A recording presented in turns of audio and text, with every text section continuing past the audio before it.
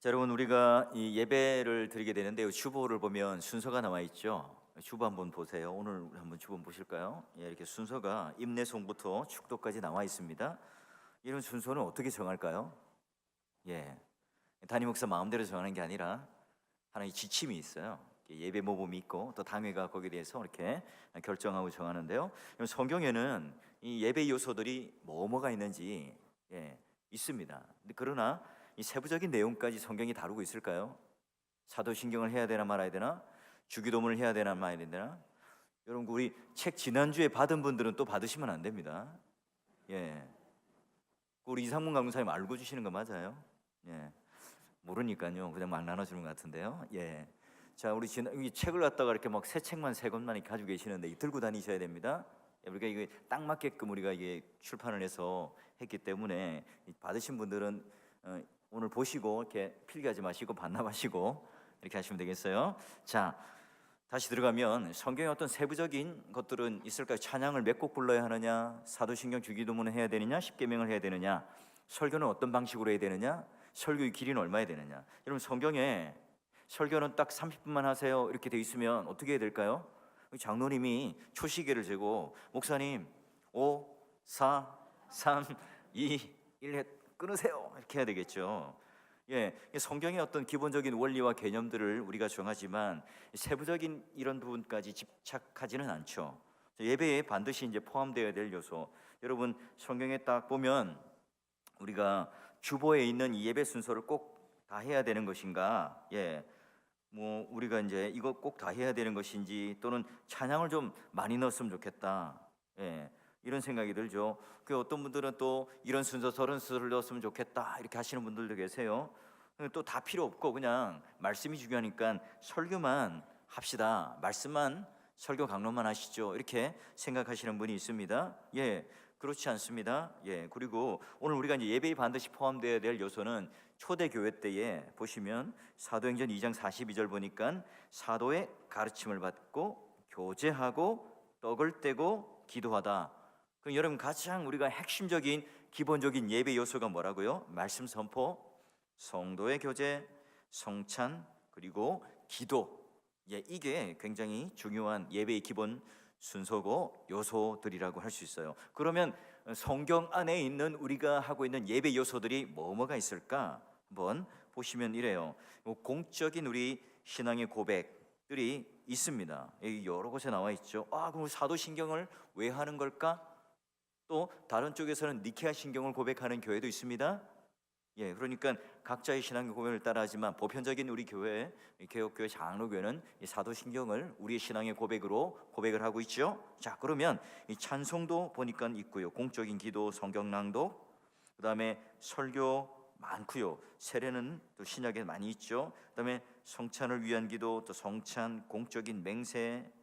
네, 이거는 이제 그 시대 당시에 조금 이제 설명을 드릴 거고요. 헌금, 강복선언, 여러분 말하는 축도, 이런 요소들이 성경 안에 곳곳에 다 흩어져 있습니다. 그런데 이런 세부적인 순서 또는 얼마나 해야 되는지는 있다고요, 없다고요? 없어요. 예, 그런 요소들은 각각의 성경에 있지만 어떻게 그걸 순서로 잡고 얼마나 시간을 할애할 것인가는 성경에 자세히 나와 있지 않다는 거죠. 그러면 우리가 이제 배웠듯이 예배의 가장 중요한 요소는 뭘까? 자, 첫 번째 보니까 뭐뭐 중심의 예배인데 뭘 것 같아요? 예, 말씀 중심의 예배. 예, 말씀 중심의 예배죠. 두 번째는 그러면 갈로에 뭐가 들어갈 것 같아요?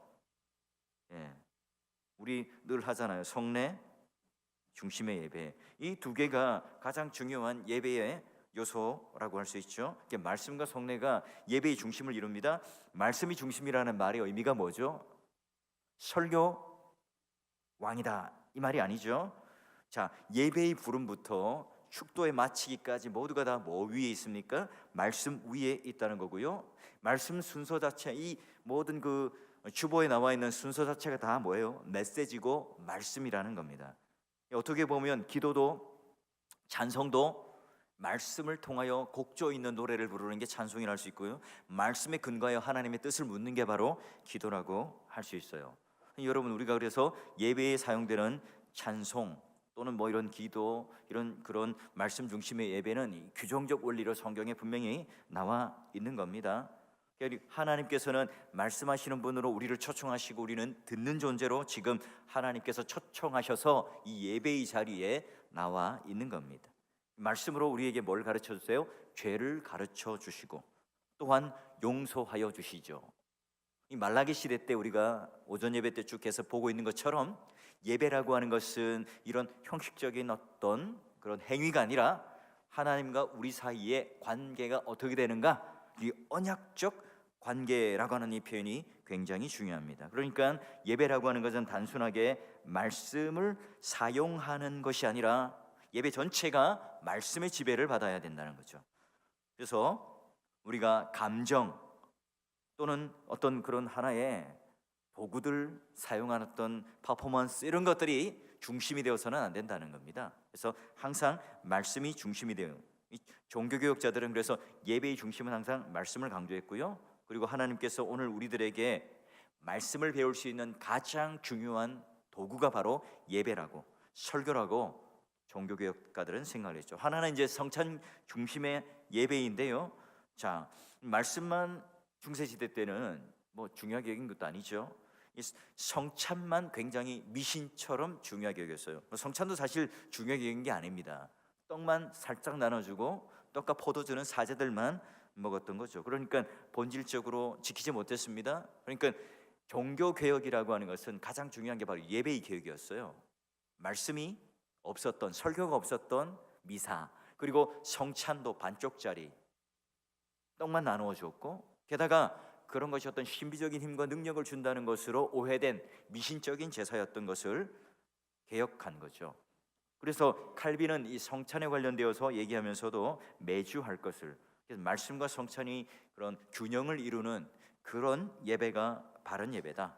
그래서 말씀은 중요시하지만 그 당시 때 성찬에 대해서 소홀히 했던 이 개혁자들과는 달리 깔뱅은 바로 성찬도 함께 매주 중요하게 여겼어요. 왜죠?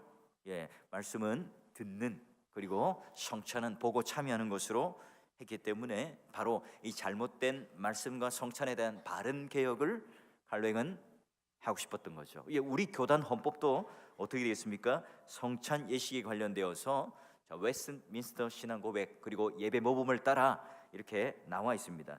1년에 그런데 몇 회를 거행하든지 각 교회 당회가 작정하되 합당한 대로 덕 가운데 세우도록 하세요. 이렇게 되어 있습니다. 그래서 저희 교회는 당회와 협의 가운데 우리 성찬과 세례에 대한 공부를 충분히 우리가 하고, 이제 세례를 한 번 돼서 1년에 4번 정도 우리는 세례를 성찬을 하게 됩니다. 성례를 하게 되죠. 그래서 성찬을 할 때는 항상 일주일 전기하여 광고를 하고, 또 이 광고하는 이유가 뭘까요? 준비를 하라는 거죠. 그 중간에 준비를 하고 내가 잘 참여할 수 있도록 하라는 의미입니다. 자, 그래서 여러분, 우리가 몇 번이고 강조했지만 말씀을 통해서, 복음의 말씀을 통해서 우리의 믿음을 일으키게 되고요, 그 일으켜진 이 믿음을 계속해서 굳건하게 되는 것이 성례, 성찬이죠. 그래서 들리는 말씀과 보이는 말씀, 은혜의 두 가지 수단이라는 거죠. 그래서 이거 말씀이라고 하는 것과 성례라고 하는 것을 인도하는 것, 주관하는 것은 교회의 목사 한 사람에게 위임되었지만, 성례는, 특히나 성찬은 뭐예요? 교회에 우리가 한 가족으로서 초대되어서 같은 떡을 나누어 먹죠. 그래서 장로님, 목사님, 권사님 이런 직분과는 상관없이 세례를 받은 교인이라면, 회원이라면 모두가 함께 똑같은 양의, 여러분 나 장로니까 권사니까 빵 2개 주세요, 포도주 이빠이 담아서 주세요, 가득 담아서 주세요, 이렇게 하지 않잖아요. 누구나 동일하게 나누어 먹습니다. 한 빵, 한 떡을 먹습니다. 자, 그래서 오늘 하나님께서 주시는 그런 외적인 수단으로서의 들리는 말씀과 보이는 말씀으로, 그래서 우리는 성찬식 때 눈을 감지 않고 성찬이 이루어지는 것을 함께 본다고 말씀드렸죠. 자, 오늘 이렇게 빨리빨리 제가 넘어가도록 할 텐데요. 자, 예배의 각 순서의 의미는 어떻게 이제 그러면 구성이 되는지를, 예배 모범적 구성은 어떻게 되는가? 여러분, 어떻게 하면 그냥 이렇게 막 이렇게 만드는 게 아니에요. 나름대로의 질서가 있는데요. 성경에도 보면 하나님은 질서의 하나님이시잖아요. 자, 그래서 여러분 뭐 고린도 교회부터 초대 교회가 예수님께서 십자가에 돌아가시고 승천 이후에 여러 가지 어떤 예배의 순서들이 정해져 왔습니다. 자, 그러면 이게 어떻게 되었는가? 아까 말한 것처럼 성경 안에 있는 각각의 예배 요소들은 규정적 원리로 그대로 가져오죠. 그러나 이걸 어떻게 순서를 정할 것인가는 대화의 원리를 사용했어요. 각 시대적 상황과 그리고 교회 환경에 따라 하게 되는 거죠. 그러니 여러분 요단 강가에서 침례를 했지만 광야 가운데 또는 물이 굉장히 부족한 그런 데서는 침례 자체를 할 수가 없잖아요. 그래서 뿌리는 세례를 주게 된 것처럼 이 각각의 순서에 따라 대화의 원리를 따라 그 형편에 따라 했다는 거죠. 그러니까 예배의 순서 자체는 다 말씀이고 메시지인데 이 예배의 순서가 이 복음을 잘 드러내는, 말씀을 잘 드러내는 그 순서로 결정해야 된다는 거죠. 자, 그러면 우리가 이 예배의 모범적인 구성을 보게 될 때에 자, 이 순서가 바로 일정한 그런 규정적 원리는 유지를 하되 세미한 이 부분들은 서로가 대화의 원리를 통해서 갔어요. 왜죠? 여러분 일치성을 요구하지 않는 이유가 뭐예요? 로마 가톨릭 교회가 바로 이렇게 획일적이고 일치된 원리를 자꾸 강요함으로 교회가 또는 예배가 경직되어져 버린 거예요. 그래서 장로교회는 모든 사람이 정해진 나중에 이제 여러분 서문을 저랑 함께 쑥 하고 읽고 나갈 건데요. 공동기도서라는 게 나옵니다. 공동기도서 이게 뭐냐? 바로 우리는 이 예배 모범이라고 하는 이 전통이 나오기 이전에 이 개혁가들이 하나의 모범된 또는 규격화된 예배의 어떤 순서를 만든 게 공동기도서인데요. 그런 것들을 잘 소유해 왔어요. 근데 그게 나중에 이제 폐단이 되고 한 100년 정도 흘러가다 보니까 이게 가톨릭화되어서 획일적으로 강요하다 보니까 이게 이제 반발이 생기고 이런 것들로 인하여 갈등이 생기고 또한 이것을 통해서 서로가 이런 정죄를 하는 현상이 벌어진 겁니다. 그래서 이제 이 예배 모범이 출발하게 된 원인이 되기도 합니다. 자, 여러분 개혁파 장로교회 사람들은요 이런 예배 모범을 소유해 왔어요. 칼빈 시대도요 제네바 이 시에서 쫓겨나서 스트라스부르크에 가잖아요. 이때 제네바 예배 모범이라고 하는 것을 거기 가서 만들어요, 칼빈이. 그리고 하이델베르크 요리문답을 만들었던 사람들이 또 만든 게 팔라티나트 개혁교회 예배 의식이 있고요. 또 영국과 스코틀랜드가 이제 그 청교도 혁명을 일으키면서 웨스트민스터 총회를 만들고 그때 웨스트민스터 예배 모범을 만들게 됩니다. 근데 이 예배 모범을 만들고 또 이런 여러 가지 지침을 만든 것은 왜 만들죠? 당신들 이렇게 안 하면 죽어, 큰일 나, 이단이야 이렇게 말하는 게 아니라 오늘 예배에 성경 안에 있는 수많은 규정적인 원리들이 풍성하게 있지만 이걸 획일적으로 강요하기 위해서가 아니에요. 우리가 그래도 성경적인 풍부함 안에서 서로가 일치를 이루고 권면하고 표준적인 어떤 모델을 제시해 줌으로 말미암아 이게 너무 무분별하게 나가지 않도록 예배의 모범 하나의 로드맵을 제시해 주는 게 바로 예배 모범이에요. 그래서 여러분 장로교회 예배 의식 가운데 중요한 것은 하나하나의 요소들이 과연 성경에 있는가 이 근거를 따지는 게 굉장히 중요합니다. 자, 그러면 하나하나 이 요소들은 반드시 성경적 근거가 있어야 되겠죠. 자, 그것에 충실하려고 노력해야 되고요. 그리고 이 순서라든지 이런 것들은 예배의 정황에 따라 어떤 고정적인 것으로 확정 짓지 마시고 집착하지 않고 오늘 이 교회 안에서 충분히 대화의 원리를 통해서 만들어가야 됩니다. 이건 고신교단에 있어서 이 예배 모범이라는 표현보다는 예배 지침이라고 쓰고 있더라고요.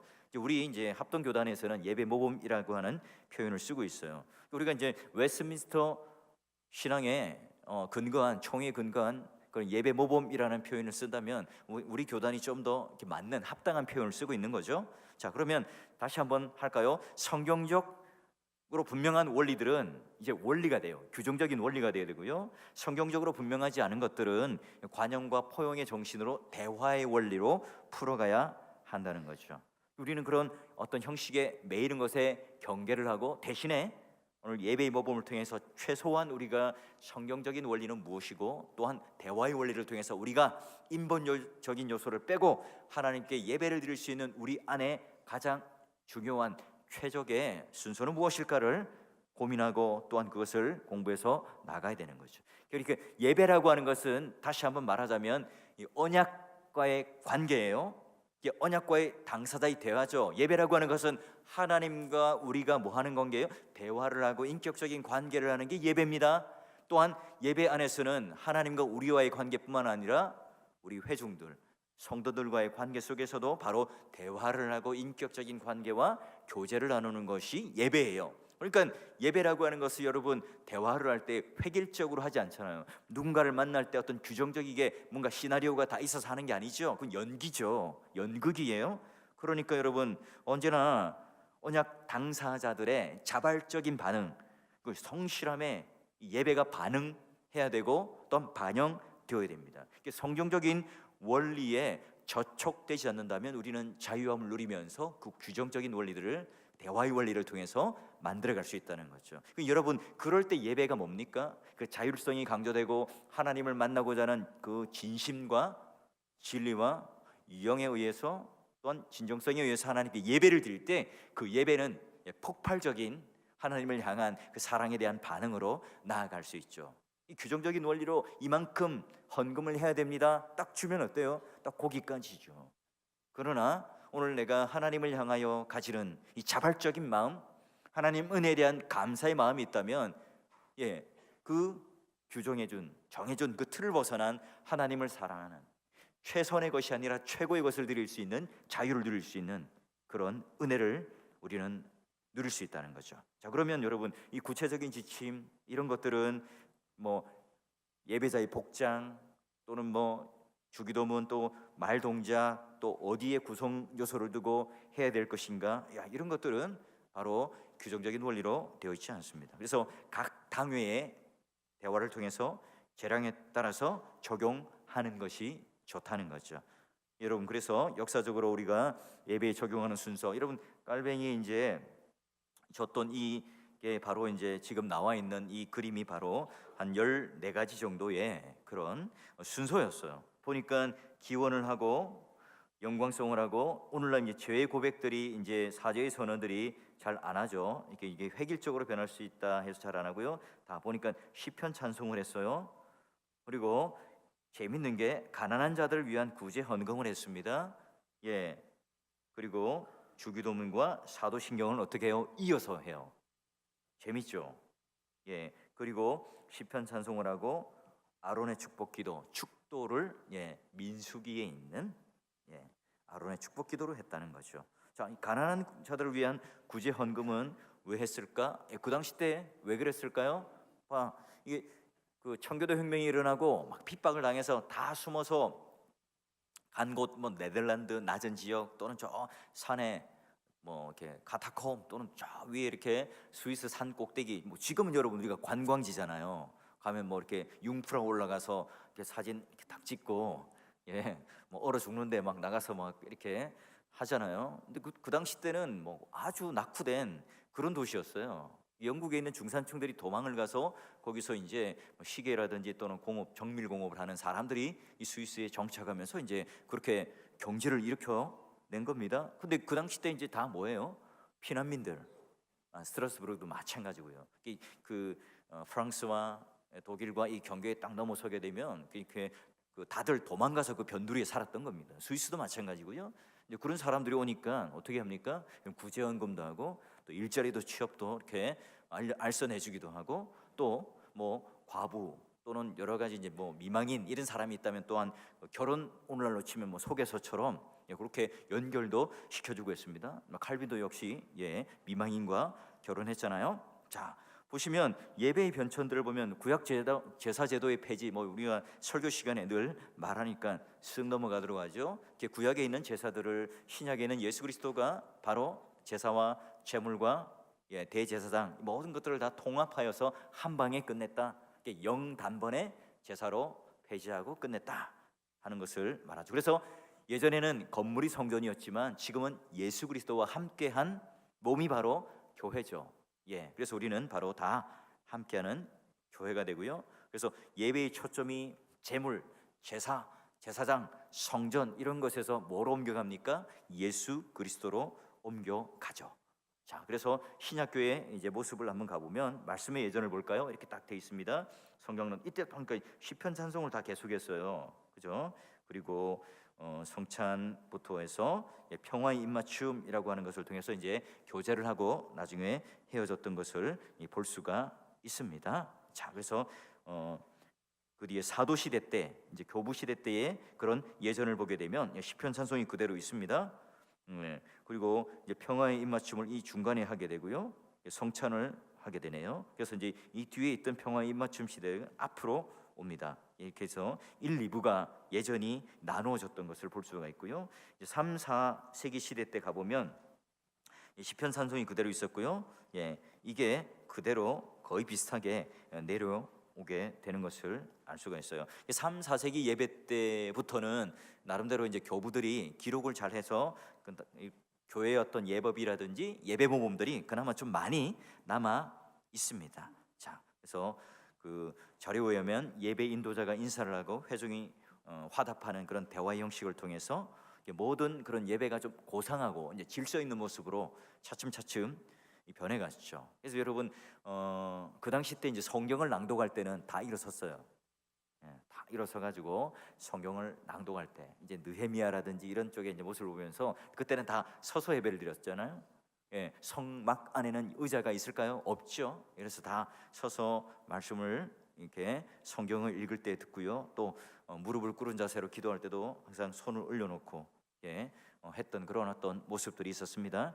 자, 그래서 성찬도요, 그 당시 때 이제 사회적 반영을 하죠. 직분자들이 먼저 성찬을 받고 또 남자 여자 순으로 갔죠. 예전에 또 아주 초기 때는 좀 부자들이 먼저 와서 이렇게 좋은 자리에 앉아 있다가 먹고 나중에 가난한 자들이 와서 못 먹으니까 그 분쟁들이 사도행전의 기록에 보면 나와 있죠. 오늘 여러분 그렇게 하면 큰일 나죠. 여기 부자들 먼저 앞으로 오세요. 성찬 나눠드리겠습니다. 직분자들 먼저 앞에 오세요. 딱 앞에 앉아 계시면 드세요. 우리 이제 장로님들은 다 분병분전하고 뒤에 드시죠. 회중석에 같이 다 내려가서 저도 마찬가지로 내려가서 회중들과 우리 청중들과 우리 성도들과 함께 같이 이제 식탁에서 식사합니다 하는 의미로 내려가서 먹어요. 처음에 뗄 때는 떼지만 다 같이 이제 식사를 한 식탁 안에서 한다는 의미를 가지게 됩니다. 자, 이 시기에 때 나타났던 굉장히 중요한 특징이 뭐냐면 바로 이제 세례자를 위해서 사도신경, 오늘날로 우리 그 사도신경과 같은 문답을 통해서 그런 것들이 세례 교육 가운데 이루어졌다는 거예요. 여러분, 사도신경이 바로 그런 세례를 주기 위해서 문답으로 형성되었다가 4세기에 완성되어졌고 지금까지 우리가 이루어졌다는 것, 여러분 우리 배웠죠. 그래서 세례 학습을 받는 그런 아주 중요한 교리문답으로서의 교리서로서 사도신경이 그때부터 쓰여왔던 거예요. 오늘날 우리가 세례 교육을 시킬 때 굉장히 중요한 것은 바로 이게 사실은 사도신경을 가르치는 게 중요하다. 그리고 이전 예배는 가정이었지만 이제 교회당이 이제 건물로 생기기 시작했다는 겁니다. 자, 중세 천년에는 어떤 일이 벌어졌죠? 성직자 중심 사제주의라는 게 있었죠. 이게 굉장히 수직적인 감독 체제, 성직자 중심의 예배가 되다 보니까 성찬도 이상하게 일종의 제사로 흘러가 버리고요. 그리고 성도들은 다 구경꾼, 방관자가 됩니다. 우리 회중석과 찬양대석과 다 구분이 되어서 기능이 있는 사제들이 찬양을 부르고요. 회중들은 그 찬양을 듣기만 하지 부르지를 않았습니다. 못했죠. 설교도 라틴어로 되었기 때문에 알아듣지 못했죠. 그래서 철저하게 중세시대 때 예배는요 구분이 되었습니다. 성직자와 평신도 사이에 구분이 되었고요. 회중은 철저하게 그냥 와서 구경만 하고 갔고요. 그리고 이 모든 것들이 마치 미신처럼 이루어졌던 것을 볼 수 있습니다. 그러면 종교개혁은 예배를 어떻게 회복시켰을까요? 여기서 무언가를 회복시킨 거겠죠. 그래서 말씀이 되살아나고 예배는 제사가 아니고 회중은 구경하는 것이 아니고 뭐예요? 함께 찬송을 부르는, 회중 찬송을 부르고 함께 성찬을 하게 되고요. 그리고 이제 예전에 라틴어로만 이루어졌던 예배를 자국어로 함께 할 수 있게 된 겁니다. 그래서 이게 굉장히 중요한 그런 루터의 개혁으로 이루어지고요. 두 번째는 이제 깔뱅의 개혁을 보게 되면, 깔뱅은 이제 성찬이 없는 예배는 완전한 예배가 아니라고 해서 매주 성찬을 할 것을 주장했습니다. 그리고 권징도 굉장히 중요하게 여겼는데요. 여러분 그때 당시는 교회나 국가나 하나가 되어 있었죠. 그러다 보니까 굉장히 이제 치리 부분에 있어서는 이미 기존에 있었던 정치인들에 대해서 많은 반감들을 받게 됩니다. 그리고 시편 찬송을 부를 것에 대해서 강조를 했고요. 또한 여러 가지 성경 낭독도 그 당시 때는 굉장히 중요하게 여겼습니다. 왜 그랬을까요? 예배 시간 때 성경을 읽는 것을, 그러니까 설교 말씀 말고 성경을 그냥 신약 구약 읽는 것을 굉장히 중요하게 여겼어요. 왜 그랬을까요? 그 당시 성경책이 없거든요. 일반인들에게는 성경책이 없고 문맹률이 높았기 때문에 그렇습니다. 자, 오늘날 그러면 우리 예배는 언제 어떻게 그러면 되었는가, 형성이 되었는가? 보게 되면 영국에서의 종교개혁인데요. 여러분 영국에서의 종교개혁도 지난번에 몇 번 우리가 오후 시간 때 다루었기 때문에 넘어가도록 하죠. 여러분 기회가 되면 영국과 스코틀랜드와 한번 이렇게 일주일 정도 여행을 가서 우리 장로교의 뿌리가 되는 웨스트민스터 총회와 그리고 스코틀랜드 장로교를 한번 탐방해서 보는 것이 좋습니다. 그리고 북장로교회 쪽에, 그런 쪽에 가서도 우리가 한번 탐방을 해보는 것도 굉장히 중요한 의미가 있겠죠. 그래서 영국 안에서의 메리 여왕과 엘리자베스 1세의 싸움들 통해서 구교, 그 다음에 개신교, 거기 중간 형태의 성공회, 이런 부분들이 어떻게 이제 활동되었는가 한번 역사적으로 공부해 보시고요. 중요한 건 이제 예복 논쟁이라는 게 있었는데요. 우리가 목사가 또는 이런 앞에 나와 있는 사제가 예복을 입어야 되는가, 가운을 입어야 되는가의 문제였어요. 그 당시 때 후퍼라는 사람은 이건 성경적인 것을 위배가 된다, 이렇게 해서 모든 교회 요구의 성경에 중립적인 것일 수 있겠지만 예복은 이건 성경에서 어디에도 강조하고 있는 바가 없어서 그건 성경에 위배된다. 그래서 그 예복 논쟁 속에 후퍼는 이걸 강조하게 됩니다. 오늘날도 우리가 예복을 어떻게 생각할 것인가, 가운을 어떻게 생각할 것인가, 성찬 때 담임 목사님이 가운을 입어야 될 것인가, 세례 때 입어야 될 것인가 고민을 해봐야 되겠죠. 왜 입는 것인가, 또 그 성찬 가운데 또는 세례 가운데 가운을 입는 의미는 무엇일까, 왜 입는지 한번 우리는 고민을 해보고요, 의미를 되짚어봐야 되겠죠. 한편으로는 어때요?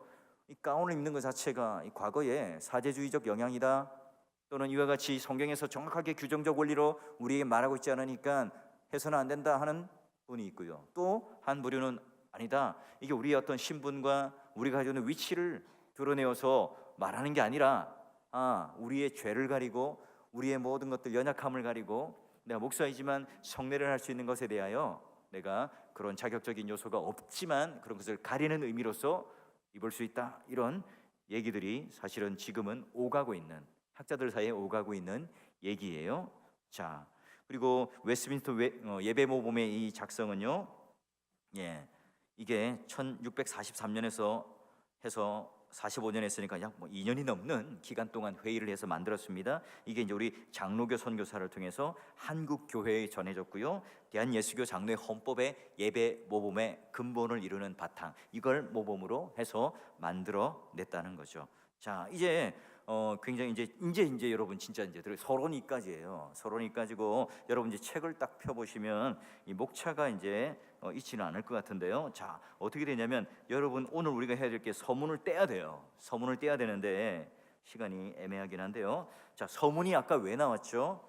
공중 기도서라고 하는 것이 어떻게 되었어요? 한 100년 정도 흘러가면서 나름대로 예배 모범처럼 있는 지침이었는데 이게 100년을 흐르면서 강요하기 시작하고 이걸 획일적으로 밀어붙이다 보니까 이걸 이제 한번 바꿔보자, 개혁하자 해서 예배 모범이 만들어진 겁니다. 그래서 서문이 바로 이제 대부분의 이제 이 이야기에 대한 내용이 나옵니다. 그리고 이제 파트 A가 공예배, 두 번째가 보니까 결혼, 환자 신방, 죽은 자의 매장에 관해서 나옵니다. 그리고 공적 금식, 공적 감사일, 이거는요 그 시대적 상황에 있는 거예요. 나라 자체가, 국가 자체가 교회였으니까 이제 이거는 그때 가서 한번 보도록 하고요. 그 다음에 재밌는 게 주일 성수하는 것에 대해서 굉장히 한 파트로 중요하게 나와 있고요. 그 다음에 환자 신방에 관하여 중요하게 나와 있어요. 왜 그럴까요? 그 당시 때 병이 걸리면 곧 거의 죽는 경우가 많았기 때문에 환자 신방에 대해서 굉장히 중요하게 여겼던 것을 볼 수가 있습니다. 예. 자, 이렇게 순서대로 이렇게 보게 되면 되겠고요. 그러면 우리가 이 주의를 지키는 예배 모범을 갖다가 어떻게 우리는 받아들일 것인가? 예, 우리가 이게 과거의 것들 그대로 이제 가져와서 카피를 해서 하자 이렇게 해서도 안 되겠죠. 또 우리는 또 하나의 예배 모범으로서 지침으로서 이런 것들이 있어야 될 거예요. 보니까 시편 찬송이 초대교회로부터 개혁교회에 이르기까지 계속 불렀던 거죠. 그러니까 우리는 지금 왜 사용하고 있지 않은가? 이걸 한번 고민해 봐야 됩니다. 17, 18세기 때 미국의 이 부흥주의 운동에 통해서 복음성이라고 하는 것이 굉장히 강력하게 전도의 도구로 사용되다 보니까 어느샌가 시편 찬송을 안 부르게 되었는데요. 한번 우리가 교회가 고민을 해봐야 되는 문제가 있습니다. 자, 우리 서문을 한번 펴보세요. 책을 한번 펴보세요. 아주 간단하게 여러분 이제 집에 가서 읽어보긴 할 텐데요. 한번 서문을 펴보시면 이렇게 되어 있습니다. 예, 우리 김동환 전도사님 서문 복된 종교개혁부터 한번 읽어보세요. 예.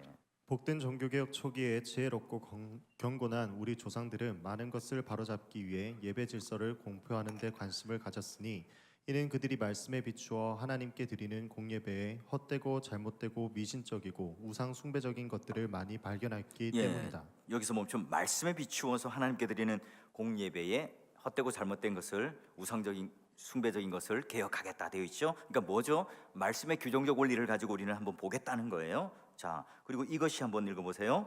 이것이 계기가 되어 많은 신실하고 학식 있는 사람들이 당시에 진술된 공동기도서를 매우 환영하였으니 이는 미사와 나머지 라틴어 예배가 폐지되고 자국어로 공예배를 드리게 되었기 때문이다. 그 전까지 성경은 많은 일반 사람들에게는 봉해진 책이었는데 이제는 그들의 언어로 낭독되는 것을 듣게 되었으니 많은 사람들이 크게 유익을 얻게 되었다. 자, 이게 공동기도서가 예배의 어떤 시나리오였는데요. 이 성도들이 이게 다시 한번 굳어지니까 100년 정도 흐르니까 점차 이게 정치적으로 막 악용을 해버리는 겁니다. 그래서 개혁교회라고 하는 항상 개혁된 교회로서의 이 종교개혁에 대한 요구가 생긴 거죠. 자, 그리고 그 다음에 한번 읽어볼까요? 그럼에도 불구하고 한번 읽어볼까요? 그럼에도 불구하고 길고도 슬픈 경험으로 인하여 영국 국교회에서 사용된 일반 예식서는 그것을 정리한 사람들의 수고와 경건한 취지에도 불구하고 국내의 경건한 사람들에게는 물론 외국의 개혁교회에서도 명백히 적대시되고 있었다. 이걸 가지고 이제 사람들을 올가매는 하나의 도구가 정치적 도구가 되니까 적대시가 됐고요. 그 밑에 보니까 그 이유는 말할 것도 없이 모든 기도마다 읽도록 강요함으로. 아까 말했지만 규정적인 원리가 있지만 절대로 우리 강요해서는 안 되고 대화의 원리를 통해서 하라고 했는데 강요를 하게 됐죠. 쓸모없고 짐스러운 의식들이 많이 생기고요. 또한 많은 신실한 목사들과 교인들이 이거 안 하면 어떡해, 큰일 나잖아, 양심에 불안이 오게 되었다는 거예요. 자, 그리고 그때 밑에 보면 그리하여 여러 선한 교인들이 주님의 식탁으로부터 제외되었고, 뭡니까? 수찬정지. 너 이거 왜 안 해? 교회가 이제 이걸 가지고 공동기도서를 가지고 너 잘못되었어, 수찬정지를 하고요. 또 여러 가지 목회 사역을 금지당하는, 당신 목회 사역 직분 박탈할 거야, 이런 식으로 이제 가다 보니까 가족들, 성도들, 성직자들이 파멸에 이르는 상황까지 이제 이르게 되었다는 거죠. 자, 그 다음 패러그래프 가보면 이 예식서는 말씀 선포에 큰 장애물이 된다는 거예요. 이 예식서가 사실 어찌 보면 예배를 돕고 말씀을 도와야 되는데 장애물이 되고 있다는 것이죠. 그리고 또 그 밑에 가보면 그러는 동안 교황주의자들은 그 책, 이제 교황주의자들이 이 책 가지고 야, 우리랑 똑같네, 우리랑 비슷하네, 이걸 가지고 마치 자기들 것인 양 함께 막 그걸 가지고 휘두르는 거죠. 자, 그리고 이제 이 또 한편으로 이 목사님들은 이제 개혁의 의지가 없이 그냥 이 예식이 정당하다고 인정되는 것을 통해서 그냥 그 새로운 것들에 대해서 매일매일 또 교회에 억지로 강요하거나 또는 이것을 가지고 그냥 계속 밀어붙였다는 겁니다. 그리고 공동기도서가 뒤에 보니까 게으른 목사들에 대해서 양산하게 되는 그런 상황이 되었고요. 결국은 이걸 통해서 서로가 싸움이 일어나고 또한 서로의 올무를 가지게 되는 그런 상황이 일어났다는 겁니다. 그리고 쭉 뒤에 가보면 이제 이런 엄숙한 동맹의 언약을 통해서 예배의 통일성을 이루기 위해서 공적 증거를 서로에게 보이기를 원한다, 이렇게 이야기하고 있습니다. 그래서 마지막 제일 끝에 이제 보게 되면요, 예, 제일 마지막 끝에 한번 보세요. 자, 이것을 하는 데 있어서 우리의 의도는 이 마지막 제일 목차를 가게 되면 이렇게 한번 그때 우리 한번 읽어볼까요? 김동환 전사님 읽어보세요. 이것을 하는 데 있어서 우리의 의도는 기도문의 일반적인 제목, 의미, 범위 그리고 공예배의 다른 부분들을 모두 알리는 데 있으므로 예배와 봉사를 포함한 실제에 대해 모든 교회가 동의하는 것이다. 이로써 목사들은 그들의 행정에 있어서와 교리와 기도를 건전하게 유지하기 위해 지도를 받게 되고 필요하면 도움이나 제식을 받을 수 있을 것이다. 예, 그 밑에도 이렇게 해서 그들이 그리스도로부터 받은 은사에 열심을 내는 데 있어서 게으르거나 나태하지 않게 될 것이다. 오히려 각자는 묵상과 스스로 조심함으로 자신들에게 맡겨진 하나님의 양무리들을 하나님께서 섭리하시는 방법을 지혜롭게 살핌으로써 자신의 마음과 혀를 기도와 격려의 도구로 준비할 것이다. 자, 우리가 목사나 또는 이 교회가 예배의 순서를 정하고 예절을 정할 때 다른 옆에 있는 교회는 어떻게 해야 할까? 어디 가면 어떤 식으로 이렇게 퍼포먼스를 해서 잘 이렇게 감정적인 요소를 배치할까? 이걸 참조하고 하는 것이 아니라 각자의 그런 은사가 아니라 각자의 어떤 감정적인 어떤 강조점이 아니라 이와 같이 바로 하나님의 그런 놀라운 우리 예배의 모범을 통하여 서로가 함께 보여줬던 것처럼 우리가 이런 것을 통해서 목사가 경계 안에 여기 우리가 주었던 그 예배 모범과 또는 성경의 규정적인 원리의 그 범주 안에서 안전하게 예배의 순서와 예전을 구해서 하나님께서 기뻐하시는 받으시는 예배에 참여할 수 있도록 그 의도가 바로 예배 모범 가운데 적혀 있는 거죠. 공동기도서와 같이 획일적으로 강요하고 율법적으로 이거 아니야 틀렸어 하는 어떤 잣대가 되어서 사람들에게 짐을 지어주기 위해서가 아니라 자유롭게 우리가 대화의 원리를 통할 수 있는데 바로 성경에는 이런 규정이 있고 이렇게 하는 것이 좋겠어요 라고 하는 것으로의 제안으로의 예배 모범이라고 하는 거죠. 그래서 오늘날 우리가 그걸 받아들일 때도 그런 이 원래의 예배 모범을 만들었던 의도에 따라서 한번 잘 고민해 보시고 내가 어떻게 예배를 잘 드릴까, 어떻게 우리는